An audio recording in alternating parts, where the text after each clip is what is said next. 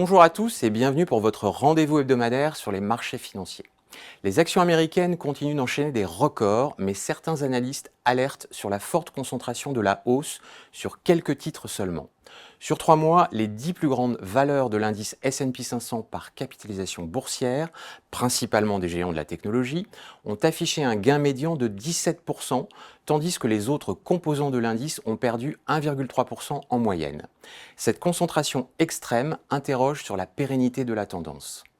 En Europe, les indices actions peinent à remonter. Certains secteurs comme les bancaires ou les thématiques value, sensibles à l'évolution des taux d'intérêt, sont loin de retrouver leur niveau d'il y a 10 jours. Tant que l'incertitude politique perdurera, les investisseurs semblent enclins à privilégier une approche prudente et les secteurs les plus défensifs. Les taux souverains sont un peu moins chahutés cette semaine, mais se tendent très légèrement.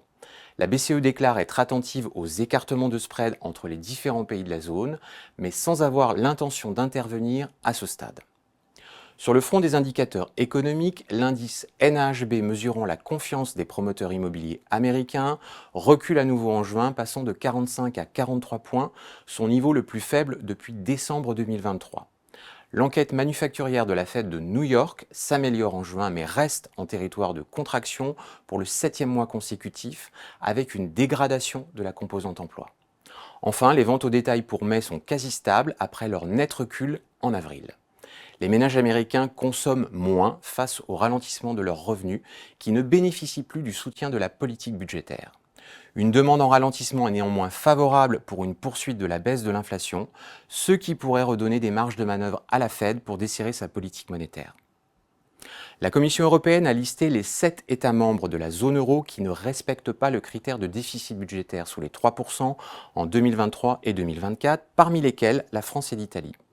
Elle propose donc de lancer une procédure pour déficit excessif. L'avis sera rendu en juillet, suivi de recommandations d'action correctives. Côté Banque centrale, la Suisse baisse de nouveau ses taux cette semaine, avec une révision à la baisse de ses perspectives d'inflation sous sa cible de 2%, mais s'inquiète de l'appréciation du franc suisse liée aux incertitudes françaises. La Banque d'Angleterre est inchangée, mais le recul du chiffre d'inflation de mai ouvre la porte pour une première baisse des taux directeurs à la fin de l'été. Pour autant, les prix des services augmentent toujours à un rythme trop élevé en raison de l'évolution des salaires. Au final, la prime de risque qui s'est constituée depuis 10 jours sur les actifs européens reste visible dans les performances relatives, spread OAT-Bund, sous-performance des actions zone euro et du CAC 40. Les marchés gardent en mémoire le passage éclair de Liz Truss au gouvernement anglais qui avait provoqué des secousses autrement plus importantes que celles observées à ce stade. Bon week-end à tous et à la semaine prochaine.